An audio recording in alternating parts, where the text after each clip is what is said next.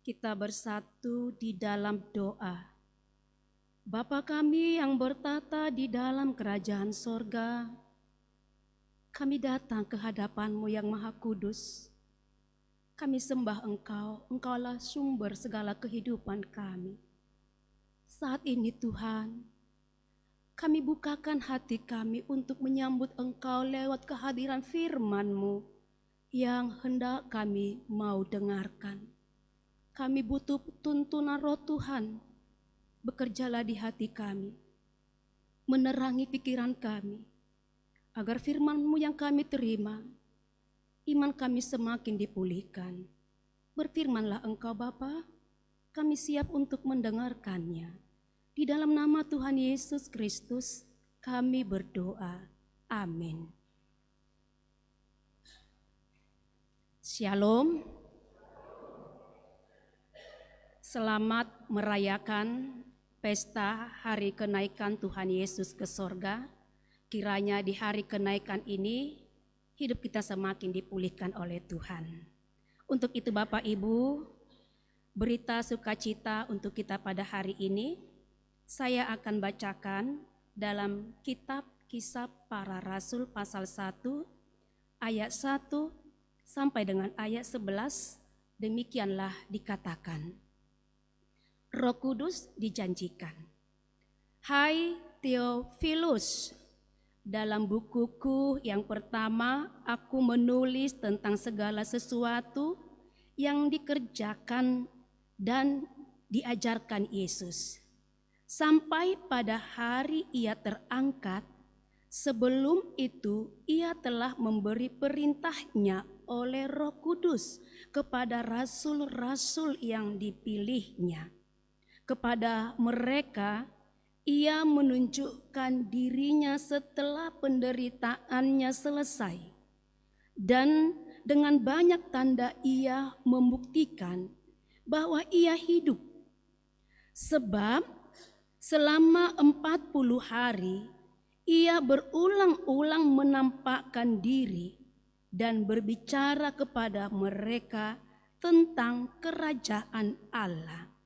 Pada suatu hari ketika ia makan bersama-sama dengan mereka, ia melarang mereka meninggalkan Yerusalem dan menyuruh mereka tinggal di situ, menanti janji Bapa yang demikian katanya, telah kamu dengar daripadaku. Sebab Yohanes membaptis dengan air, tetapi tidak lama lagi kamu akan dibaptis dengan Roh Kudus. Maka bertanyalah mereka yang berkumpul itu, Tuhan, maukah Engkau pada masa ini memulihkan kerajaan bagi Israel? Jawabnya, Engkau tidak perlu mengetahui masa dan waktu yang ditetapkan Bapa sendiri menurut kuasanya. Tetapi kamu akan menerima kuasa kalau Roh Kudus turun ke atas kamu, dan kamu akan menjadi saksiku di Yerusalem dan di seluruh Yudea dan Samaria dan sampai ke ujung bumi. Sesudah ia mengatakan demikian, terangkatlah ia disaksikan oleh mereka, dan awan menutupnya dari pandangan mereka. Ketika mereka sedang menatap ke langit waktu ia naik itu, tiba-tiba berdirilah 2 orang yang berpakaian putih dekat mereka dan berkata kepada mereka, "Hai orang-orang Galilea, mengapakah kamu berdiri melihat ke atas? Yesus ini yang terangkat ke sorga meninggalkan kamu akan datang kembali dengan cara yang sama seperti kamu melihat dia naik ke sorga." Demikianlah pembacaan firman Tuhan. Saudara-saudaraku yang dikasihi Tuhan Yesus Kristus, tergenapilah apa yang telah difirmankan oleh Allah melalui para nabi-nabinya, di mana anak Allah, Yesus yang disebut Mesias, yang datang ke dunia dan mengalami kematian, bangkit dari kematian, dan naik ke sorga. Kesempurnaan visi misi kedatangan Yesus ke dunia ini telah tergenapi. Pekerjaan Yesus telah selesai di tengah-tengah dunia ini. Namun, visinya belum selesai, di mana para murid-muridnya dibekali, dikuatkan, diajari lewat perpisahan di dalam nas kita ini, di mana Yesus berkata, "Aku akan pulang ke rumah Bapakku, aku akan meninggalkan engkau, namun aku tetap menyertai engkau, sehingga Roh Kudus akan kuutus untuk menyertai engkau, bersama-sama dengan engkau untuk melakukan segala pekerjaan agung yang mulia, yaitu menjadi saksi Kristus, untuk memberitakan firman Allah ke seluruh Galilea, Samaria, dan juga Yudea, bahkan sampai ke ujung bumi." Inilah yang disampaikan oleh Yesus kepada para murid-muridnya. Untuk itu untuk kita amang-inang yang dikasihi Tuhan, di dalam nas kita ini juga kita melihat apakah respon mereka ketika Yesus mengatakan, "Aku akan berangkat." Dan Yesus juga berpesan kepada mereka agar tidak meninggalkan Yerusalem. Selama 10 hari, genaplah nanti 50 hari, turunnya Roh Kudus. Maka di sana tergenapilah apa yang disampaikan oleh Yesus, akan mencurahkan Roh Kudus kepada para murid-muridnya. Selama 10 hari itu mereka berdiam di Yerusalem, mereka berdoa kepada Tuhan di dalam keheningan. Namun seperti apa yang dikatakan oleh Yesus, di hari ke-10 atau di hari ke-50 turunlah Roh Kudus. Apa yang terjadi? Apa yang mereka rasakan ketika hidup mereka dipenuhi oleh Roh Tuhan? Mereka mengalami suatu kekuatan yang luar biasa. Hidup mereka dipulihkan. Lewat apa? Timbul sebuah keberanian yang tak pernah terpadamkan oleh situasi apapun. Di mana dulunya mereka di dalam ketakutan. Namun ketika Roh Tuhan dicurahkan kepada mereka, mereka memiliki sebuah keberanian. Dan jikalau kita melihat amang-inang, para murid-murid Tuhan Yesus atas kuasa Roh Kudus yang bekerja di hati mereka, mereka tidak pernah menyerah dalam menghadapi tantangan. Para murid-murid Tuhan Yesus semuanya mati martir. Mereka mati tak wajar. Mereka dibunuh, disiksa demi untuk memberitakan Injil Tuhan. Itu salah satu bukti hidup mereka dituntun oleh Roh Kudus. Mereka berani dalam menyatakan sebuah kebenaran, sehingga semakin banyaklah orang-orang yang diselamatkan. Dan yang kedua, apa yang mereka terima dari respon itu? Mereka memiliki sebuah ketaatan. Ketika Yesus berkata, "Jangan engkau tinggalkan Yerusalem," mereka setia menantikan. Mereka taat melakukan apa yang diperintahkan Yesus. Hal ini mengingatkan kita amang-inang dan juga buat rekan-rekan Napo Sebulung. Barang siapa setia dan taat menantikan akan apa yang difirmankan oleh Allah, ketaatan kesetiaannya tidak akan pernah menjadi sia-sia. Itu boleh kita lihat dalam kehidupan para murid-murid Tuhan Yesus, di mana Allah memberikan karunia kepada mereka. Apakah karunia itu? Karunia bernubuat, karunia menyembuhkan, karunia yang membebaskan dari segala belenggu dosa, dan karunia yang penuh tutur kata mereka adalah tutur kata yang berkuasa. Sehingga mereka itu mengalami hidup damai sejahtera. Walaupun di hadapan mereka penuh dengan taruhan nyawa, tetapi karena mereka memiliki kesetiaan, Allah menganugerahkan anugerah yang terbesar, yaitu kekuatan dan yang memberikan kepada mereka sukacita dan damai sejahtera. Hal ini mengingatkan kita Bapak Ibu, kesetiaanmu tidak akan pernah menjadi sia-sia. Sekalipun hidup setia itu bukanlah hal yang gampang untuk kita ciptakan di dalam hati kita, karena butuh pengorbanan. Namun bukti dari kesetiaan kita kepada Tuhan tidak akan pernah menjadi sia-sia. Allah akan memberikan yang terbaik, jauh dari apa yang kita harapkan, jauh dari apa yang kita rindukan, jauh dari apa yang kita minta. Allah tahu apa yang kita butuhkan. Segala karunia itu sebenarnya sudah kita terima Bapak Ibu. Yaitu di saat kita menghadapi tantangan, tapi ada keyakinan, itu juga karunia. Di saat kita menghadapi sakit, derita yang sangat teramat pahit, tapi kita memiliki sebuah pengharapan, itu juga karunia. Di saat kita tidak memiliki sebuah pengetahuan mengatakan aku tidak berdaya, tetapi Allah mengajari kita sehingga berhikmat dalam menjalani kehidupan, maka kita mampu untuk melaluinya, itu juga adalah karunia. Pemberian dari sorga diberikan kepada kita, supaya kita ini sebagai terang mampu menyikapi hidup ini dengan cara pandang pikiran Allah, bukan dengan cara pandang pikiran kita. Bapak Ibu yang dikasihi Tuhan kita Yesus Kristus, melalui firman Allah ini ada beberapa hal yang perlu kita lihat amang inang. Hal ini membuat pikiran kita semakin terbuka. Yesus yang naik ke sorga itu mengingatkan kita bahwa tempatnya bukan di dunia ini, melainkan tempatnya adalah di sorga.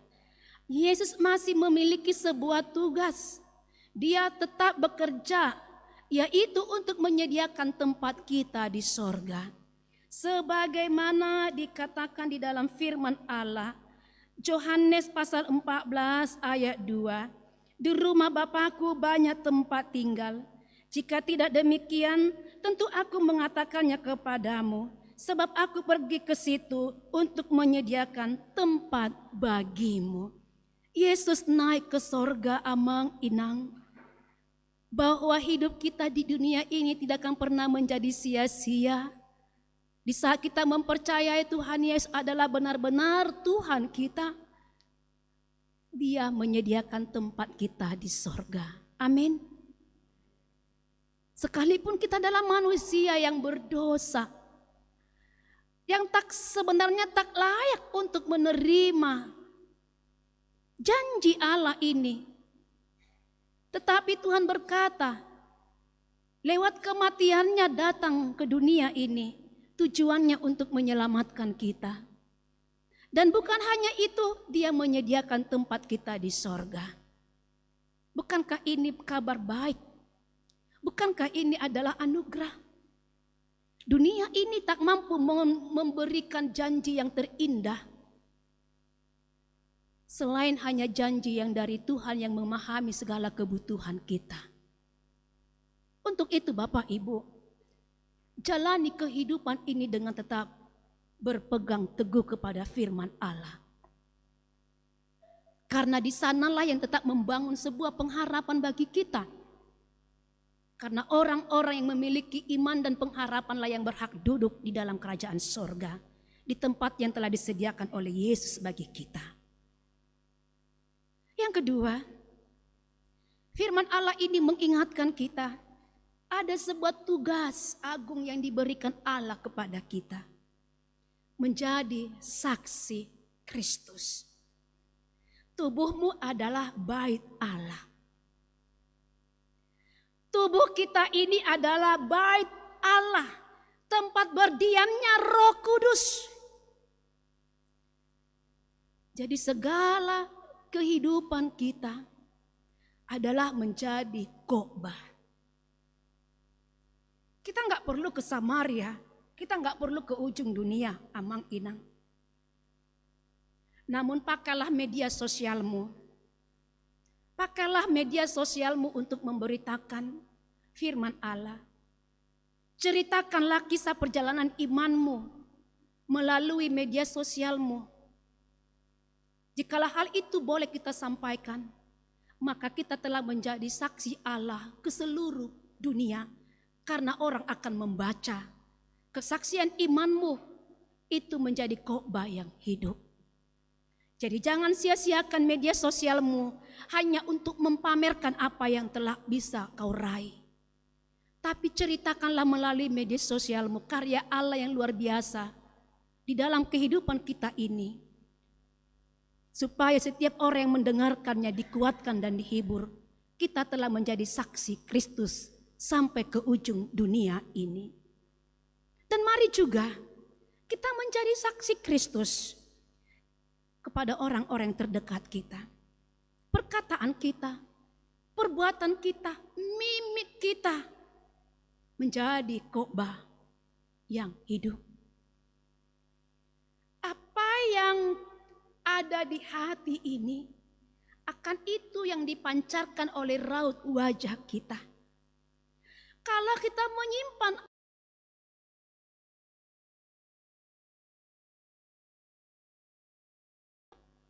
menunjukkan sikap yang baik kepada orang yang terkhususnya orang yang tidak dia sukai.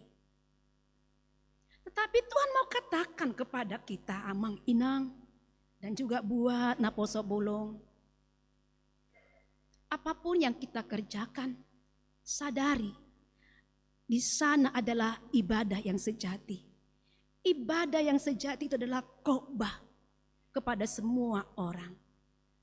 Jadi untuk itulah kita ini menjadi saksi Kristus. Beritakanlah firman Allah melalui gaya hidup kita yang benar. Tampil beda. Tampil beda artinya seperti apa yang dikatakan oleh firman Allah. Janganlah kamu serupa dengan dunia ini. Dunia ini tidak mampu mengasihi orang yang membenci dia atau yang dia benci. Tetapi dikatakan oleh Allah kita ditempatkan tampil beda. Tiru apa yang dilakukan oleh Yesus, engkau juga diampuni. Maka ampuni orang yang engkau benci. Di saat engkau mengampuni Tuhan, para murid-muridnya atau para orang-orang yang percaya Tuhan Yesus, maka engkau, kata Tuhan, engkau telah bersaksi. Di dalam hidupmu ada sebuah karya Allah, yaitu hidup mengampuni. Dan juga segala kehidupan kita sehari-hari, Amang Inang. Jikalau kita mampu bertahan di dalam penderitaan, di dalam kesusahan, maka orang akan melihat. Orang akan melihat penderitaanmu yang engkau lalui, tapi engkau mampu tegar berdiri, tetap tabah. Maka orang akan melihat segala perjalanan kehidupanmu akan menjadi khotbah yang hidup bagi orang. Bukankah begitu, Amang Inang? Ketika kita melihat orang yang jauh lebih susah dari kita, tapi mereka mampu berdiri tegak. Bukankah ini menjadi khotbah bagi kita? Demikianlah, Amang Inang. Di saat kita melihat apa yang terjadi dalam kehidupan ini, ambillah hikmat dari situ. Supaya kita semakin yakin dalam kehidupan kita ini. Bahwa apa yang terjadi, apa yang kita lakukan, jadikanlah itu membawa orang menjadi hidup yang terberkati. Bapak Ibu yang dikasihi Tuhan kita Yesus Kristus, Roh Kudus memberikan kita suatu penghiburan. Sebagaimana dikatakan di dalam kitab Yohanes pasal 14 di ayat yang 26. Firman Allah ini berkata di dalam kehidupan kita bahwa Roh Kudus itu adalah roh yang menghibur. Saya rasa, Amang Inang, kita ini butuh dihibur. Benar, Amang Inang? Karena kita tidak kuat. Tidak kuat, Amang Inang. Kita selalu mengatakan, aku tak sanggup Tuhan. Kalau perkataan itu apa yang kita rindukan, apa yang kita butuhkan? Ingin dihibur. Merindukan sebuah penghiburan. Membutuhkan kekuatan. Satu-satunya itu hanya di dalam Yesus. Satu-satunya itu hanya dalam Tuhan. Amang inang. Maka dari itu datang kepada Tuhan. Jangan menjauh, datang. Penderitaanmu, kesusahanmu, pakailah itu untuk mendekatkan hidupmu kepada Tuhan. Karena di sana kita akan merasakan ada sebuah penghiburan. Di sana kita akan menemukan ada sebuah kekuatan. Karena roh Tuhan itu bekerja di dalam kehidupan kita. Supaya kita ini memiliki visi misi ke depan. Hidup kita bukan hanya sehari 2 hari. Hidup kita masih panjang, bukankah itu harapan kita, Mang Inang? Kita sering berdoa, tolong berikan kepada Tuhan kesehatan dan umur yang panjang. Diberikan kesehatan, diberikan umur panjang, apa sebenarnya tujuan hidup kita, Mang, di situ? Bukankah tujuan hidup kita ingin menikmati karya Allah? Bukankah hidup kita ini juga supaya menjadi berkat bagi keluarga kita dan bagi semua yang di sekitar kita? Bukankah tujuan hidup kita ini walaupun banyak segala pergumulan dalam hidup kita, namun kita memiliki sebuah penghiburan, memiliki sebuah pengharapan? Itu semua adalah karya pekerjaan roh Tuhan di dalam kehidupan kita. Jadi Amang Inang, jangan pernah menyerah. Jangan pernah menyerah dalam situasi apapun. Seperti tadi perenungan refleksi, mengingatkan kepada kita, dalam perkara kecil, dalam perkara besar, tetaplah setia. Milikilah sebuah pengharapan. Karena di dalam pengharapan ada penghiburan. Firman Allah berkata, berbahagialah orang yang berduka cita, sebab mereka akan dihibur oleh Tuhan. Jadi Bapak Ibu, penderitaan akibat dari segala dosa kita, atau penderitaan bukan dari akibat daripada dosa kita, namun Allah izinkan itu semua terjadi. Ketahuilah, itu media Allah membawa kita semakin dekat kepada Tuhan. Penderitaan bukan satu cara Allah mencampakkan kita, bukan. Tapi melalui penderitaan kesusahan, media Allah untuk membentuk iman kita semakin iman yang berkualitas. Amin. Bapak Ibu yang terakhir, melalui firman Allah ini mengingatkan kepada kita, sebagaimana dikatakan di dalam kitab Galatia pasal 5 ayat 22 dan ayat 23. Firman Allah ini mengingatkan buah-buah roh. Kasih, sukacita, damai, kesabaran, kemurahan, dan lain sebagainya. Ini adalah buah-buah roh. Sekarang Amang Inang, adakah damai itu di hati kita? Adakah kita miliki sukacita itu? Adakah kita miliki kasih itu? Adakah di dalam hidup kita memiliki kemurahan? Jikalau itu ada kita miliki Amang Inang, itulah harta yang berharga bagi kita. Itulah buah roh yang bekerja dalam kehidupan kita. Maka dari itu, saudaraku, mari tunjukkanlah anugerah yang diberikan Tuhan itu kepada kita untuk membawa kita semakin memiliki wawasan yang luas untuk menjalani kehidupan ini. Supaya kita itu semakin mampu menghadapi dan menerima semua apa yang terjadi. Dan hiduplah benar, hiduplah dalam kasih, hiduplah di dalam sukacita. Walaupun banyak kesusahan, ciptakan Amang Inang bersukacita. Karena hidup orang bersukacita membangun imun yang kuat dan sehat di dalam hati kita. Karena Tuhan telah berkata, hati yang senang adalah obat yang paling mujarab untuk memberikan kepada kita sebuah kekuatan dan semangat hidup. Maka sekalipun terkadang susah untuk menerima realita kehidupan yang menyakitkan, tapi ciptakan. Jangan pernah dikalahkan oleh kondisi semangatmu menjadi pudar. Tapi milikilah semangatmu, maka semuanya itu akan bisa kita kalahkan. Mari Bapak Ibu, di hari kenaikan Tuhan Yesus ini, kita patut bersyukur karena Allah melalui kuasa Roh Kudus-Nya diberikan keberanian menghadapi realita kehidupan. Dan melalui janji Allah kepada para murid-muridnya, membentuk kita menjadi orang yang tampil berbeda, yaitu hidup di dalam kebenaran. Dan melalui kuasa Roh Kudus-Nya yang bekerja dalam hidup kita, memberikan kepada kita kekuatan. Untuk itu, senantiasalah hidup mengandalkan Yesus dalam hidup kita. Karena orang tetap menaruh harapan kepada Yesus, dan orang yang menaruh hidupnya bersandar kepada Yesus, dan orang yang selalu menyerahkan totalitasnya kepada Yesus, dia tidak akan pernah dikecewakan, dia tidak akan pernah ditinggalkan oleh Allah. Melainkan Allah akan berkata, terimalah buah dari kesetiaanmu, setialah engkau sampai akhir hayat hidupmu, maka aku akan memberikan mahkota kehidupan bagimu. Seperti apa yang dijanjikan Allah tadi, aku naik ke sorga, menyediakan tempat bagi Amang dan bagi saya.